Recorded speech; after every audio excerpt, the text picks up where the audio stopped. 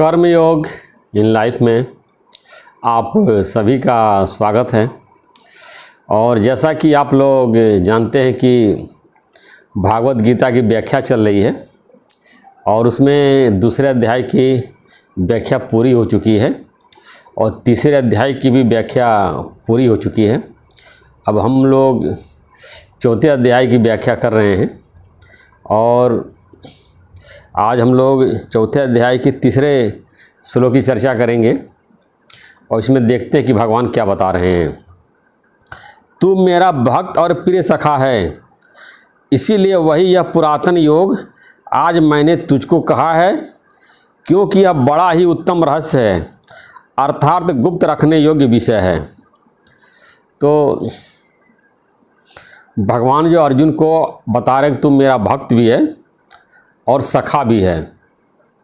तो अर्जुन जो है भगवान का एक प्रकार का भक्त था जो है, और भगवान उसको अपना सखा भी मान रहे हैं। बताया कि तुम मेरे इतने प्रिय हो। तो अब भगवान जिसको सखा बना ले तो समझिए कि कितना प्रिय हुआ। अब कोई किसी का सखा है तो देखिए आज के ज़माने में लोग जो है दोस्त जो होता है सखा होता है, उससे अपने माता पिता या भाई बहन से भी ज़्यादा प्यार करता है। जो बात अपने माता पिता को नहीं बताता है, भाई बंधु को नहीं बताता है, अपने दोस्त से वो व्यक्ति शेयर करता है। तो वो व्यक्ति जो है दोस्त बहुत प्रिय होता है। सबके जीवन में जो दोस्त होते हैं बहुत प्यारे होते हैं। तो भगवान ने कहा और तुम मेरा भक्त भी है, और वो भगवान कृष्ण को जो है भगवान मानता था।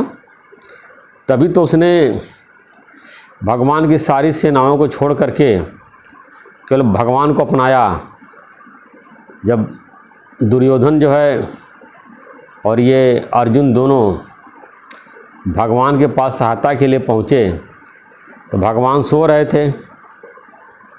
दुर्योधन सर के पास बैठ गया, उसको अकड़ थी जो मैं तो राजा हूँ, इतने बड़े राज्य का हस्तिनापुर का राजा हूँ। सर के बगल में बैठ गया, इंतज़ार करने लगा। अर्जुन जो है पैर के पास बैठा था। तो भगवान जब उठे तो पहले अर्जुन को देखा, तो उसके बाद जो है फिर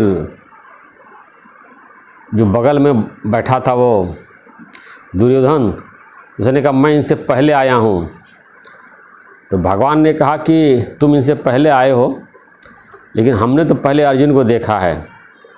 लेकिन जो है इसलिए जो है सबसे पहले जो है मैं अर्जुन की बात सुनूंगा। तो भगवान ने कहा एक तरफ मैं अकेला और एक तरफ ये मेरी सारी सेनाएं, और मैं लड़ाई भी नहीं करूंगा और अस्त्र भी नहीं उठाऊंगा। तो अर्जुन से पूछा तुम क्या चाहते हो? तो अर्जुन ने बताया कि मुझे तो केवल आप ही चाहिए। तो दुर्योधन मन ही मन सोच रहा था कहीं ये पूरी सेना न मांग ले। जब अर्जुन ने निहत्थे भगवान को मांगा चुना तो दुर्योधन खुश हो गया। तो ये उसकी इतनी श्रद्धा थी, जानता था कि ईश्वर हैं, अब मेरे पक्ष में रहेंगे तो हम युद्ध को भी जीत लेंगे। तो इसलिए भगवान उसको भक्त भी बता रहे हैं। तो कहा कि वो पुरातन योग आज मैंने तुझको कहा। अब इसमें समझने वाली बात है कि दूसरे अध्याय और तीसरे अध्याय में भगवान जो पुरानी योग है, सृष्टि की आदि में जो योग है था, या सनातन जिसको बोलते हैं योग, यानी कि सृष्टि के आदि में तो अभी भी हमेशा से यही ज्ञान है, यही योग है। इसीलिए इसको सनातन धर्म बोलते हैं, यानी सनातन ज्ञान बोलते हैं, या सनातन योग बोलते हैं पुरातन। यानी सदा से है, आत्मा परमात्मा जो है सदा से रहे हैं, और इनकी ज्ञान ही जो है यही सनातन है और ये हमेशा रहने वाला है। आज जो संसार दिखाई देता है ये परिवर्तनशील है, ये मिथ्या है, ये पिक्चर की तरह है, नाटक की तरह है। और जो लोग इसको सत्य मान करके इसकी तरफ आकर्षित होते हैं, भागते हैं, वो परमात्मा को भूल जाते हैं। या जो परमात्मा का वैभव प्राप्त करने के लिए दिन रात मेहनत करते हैं तो उनको वो परमात्मा का वैभव प्राप्त नहीं होता है। लेकिन जो भगवान के लिए पुरुषार्थ करते हैं, भगवान को प्राप्त करने के लिए मेहनत करते हैं, उनको तो भगवान मिल ही जाते हैं। भगवान की जो ये वैभव है, जो माया है, ये उनको फ्री में मिल जाती है, क्योंकि उन्होंने तो मेहनत सिर्फ परमात्मा को प्राप्त करने के लिए किया। वो परमात्मा का वो प्राप्त कर लिए, या ऐसा नहीं कि परमात्मा कोई अलग वस्तु उसको मिल जाती है, वो परमात्मा का स्वरूप ही हो जाता है। जैसे कि रामचरितमानस में आया है, जे ही जान है जे दे ही जनाई, आ जानत तुम्हारी हो जाई, तुम्हारी कृपा तुम्हारी रघुनंदन, रह सदा भगत और बंदन। यानी कि परमात्मा को जानते ही जो जीव होता है, जो भक्त होता है, परमात्मा का स्वरूप हो जाता है। ऐसा नहीं कि जीव कोई अपना अलग अस्तित्व बना करके और परमात्मा को जान लेगा। परमात्मा को जानने के लिए उसको परमात्मा का स्वरूप होना पड़ेगा। यानी कि जो है हमारे अंदर जो मन में, चित्त में जो मलिनताएं हैं, जो अविचार है, जो कुविचार है, इन सबको छोड़ना पड़ेगा। और सत्य परमात्मा को जानने के लिए हमको सत्य आचरण में विचरण करना पड़ेगा। जब दीर्घ काल तक हम सत्य का आचरण करते हैं तो हम परमात्मा का ही रूप हो जाते हैं। अब ऐसा नहीं कि हम असत्य का, अनाचार का और दुराचार का आचरण करके हम लोग परमात्मा को प्राप्त कर सकते हैं। फिर बताए क्योंकि यह बड़ा ही उत्तम रहस्य है, अर्थात गुप्त रखने योग्य विषय है।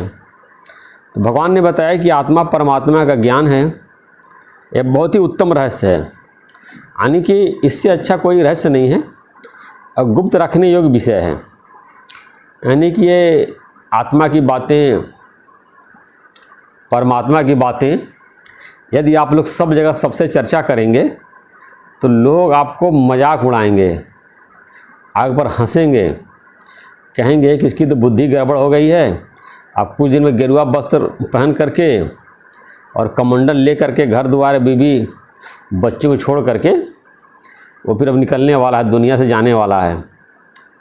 या कहेंगे भैया कब संन्यास ले रहे हो, कब नौकरी छोड़ रहे हो, कब घर छोड़ रहे हो, कब जंगल में जा रहे हो, कब गुफा में जा रहे हो। इस तरह की बातें करने लगते हैं। और उनकी मान्यता है कि गीता पढ़ने का मतलब कि अब ये बैरागी हो गए, घर द्वार छोड़ के जाने वाले हैं। क्या कहते हैं, बुढ़ापे में पढ़ो, जब दुनिया के सारे काम पूरे हो जाएं, जितने भी तुम्हारे काम हैं, बाल बच्चों की शादी कर लो, वो सही से ठिकाने लगा दो, नहीं लड़की की शादी कर दो, लड़कियों के प्रॉपर सेटल कर दो, अब तुम्हारे पास कोई काम नहीं बचा है, तब जो है गीता वीता पढ़ना चाहिए और इसको समझना चाहिए। जो बाल्यकाल है या जवानी का समय है, ये तो माया कमाने के लिए है। यानी अपनी सामाजिक और आर्थिक स्थिति को बढ़ाने के लिए मेहनत करो। तो जो तुम्हारा समाज में स्टेटस है उसको बढ़ाओ, अपना पद पोजीशन बढ़ाओ, अपना धन दौलत बढ़ाओ, यही तुम्हारे काम आएगा। ये तुम्हारे रिश्तेदार, तुम्हारे दोस्त, तुम्हारे यार, तुम्हारा धर्म, तुम्हारा पद, तुम्हारा ओहदा, यही काम आएगा। तुम ऊँचे पोस्ट पर रहो, सब लोग तुमको पूछेंगे, और छोटी पोस्ट पर रहोगे तो कोई तुमको नहीं पूछेगा। तुम्हारे पास धन रहेगी तभी तुमको तुम्हारी पूछ होगी, और तुम्हारे पास धन नहीं रहेगा तो कोई तुमको नहीं पूछेगा। तो सब लोग यही धन इकट्ठा करने के लिए बोलते हैं। और या तो समाज में कोई ऊँचा पोजीशन प्राप्त करो, आईएएस बन जाओ, पीसीएस बन जाओ, डॉक्टर बन जाओ, इंजीनियर बन जाओ, नेता बन जाओ, बिजनेसमैन बन जाओ, या बिजनेस टाइकून जो होता है वो बन जाओ।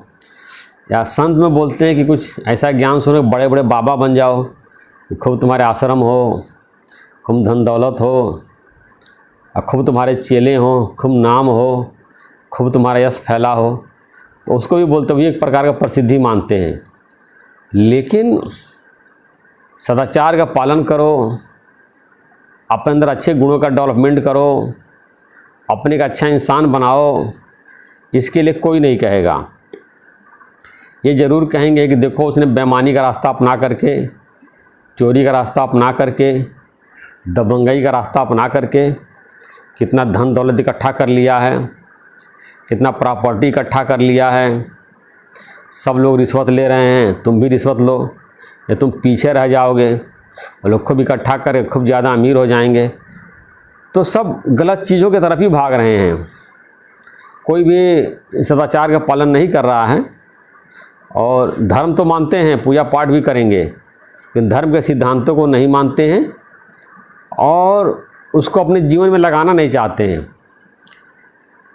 सोचते कोई होगा जो है, एक आध कोई करोड़ में कोई एक आदमी गुफा पर बैठा होगा और जो किसी को दर्शन नहीं देता है उसको ज्ञान प्राप्त हुआ। बाकी संत थोड़ी हैं, ये लोग तो अपना दुकान चला रहे हैं, बिजनेस कर रहे हैं।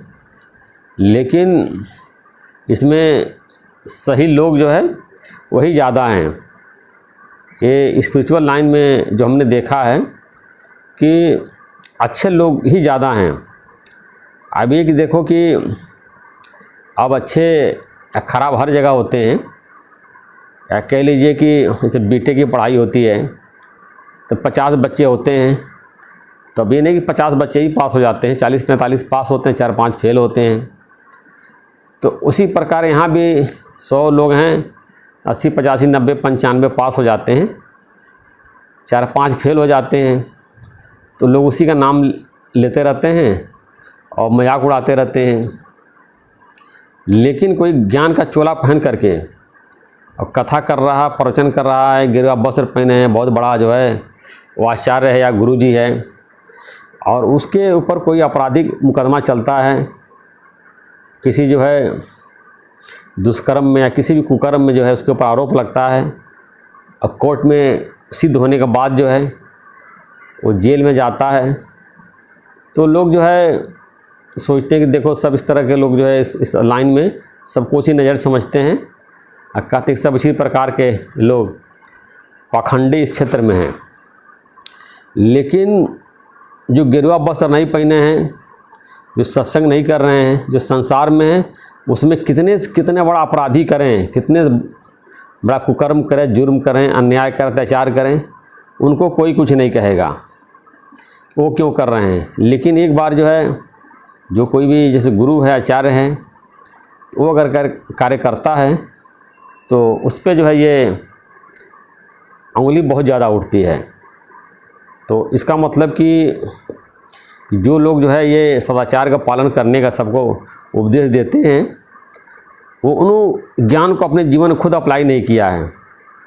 तो हमारे गुरु जी बोलते हैं पहले ज्ञान को जीवन में अप्लाई करो, आत्मा का खूब अनुभव करो, परमात्मा का अनुभव करो, और सारा संसार जब तुमको मिथ्या लगे और जब तुमको आत्मज्ञान हो जाए, अपने स्वरूप में स्मृति हो जाए, तब इस ज्ञान की सप्लाई करो। पहले सप्लाई नहीं करना है, पहले अप्लाई करना है। जो लोग बिना अप्लाई के सप्लाई करना शुरू कर देते हैं तो फिर वो माया के आकर्षण में उनकी बहने की संभावना रहती है और वो बह जाते हैं और अपने सच्चे स्वरूप को भूल जाते हैं और माया के रूप हो जाते हैं। तो ज्ञान को जो है पहले अपने ऊपर अप्लाई करना है और गोपनीय तरीके से। अगर आप शुरू में सबको बताने लगेंगे तो कहेंगे अरे कहाँ चक्कर में पड़ गए हो सत्संग में, बाबा जी के जो है कहाँ ज्ञान सुन रहे हो, तुम बिगड़ जाओगे। अभी अपना नौकरी देखो और एग्ज़ाम दे के कुछ बड़े पोस्ट पे पहुँचो, बाल बच्चे को बनाओ, उनको काबिल बनाओ, धन दौलत को बढ़ाओ, सामाजिक प्रतिष्ठा को बढ़ाओ। तुम्हारे मन को विचलित करेंगे। तो ज्ञान की बातों को शुरू में सुनने के बाद चुपचाप अकेले मौन होकर के मन में अभ्यास करना है। जैसे जब पेड़ छोटा होता है तो चारों ओर लोहे की बाड़ लगा देते हैं, कोई जानवर उस पौधे को उखाड़ के खा न जाए।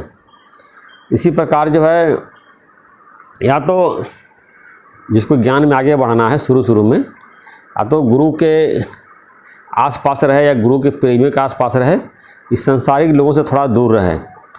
क्योंकि अगर उनके संग में रहेंगे या गुरु के भक्तों के संग में रहेंगे तो वो लोग भी अपना रंग चढ़ाते रहेंगे। गुरु के संग में रहेंगे या गुरु के भक्तों के संग में रहेंगे तो ज्ञान का रंग जल्दी चढ़ जाता है और हम ज्ञान जल्दी प्राप्त कर सकते हैं।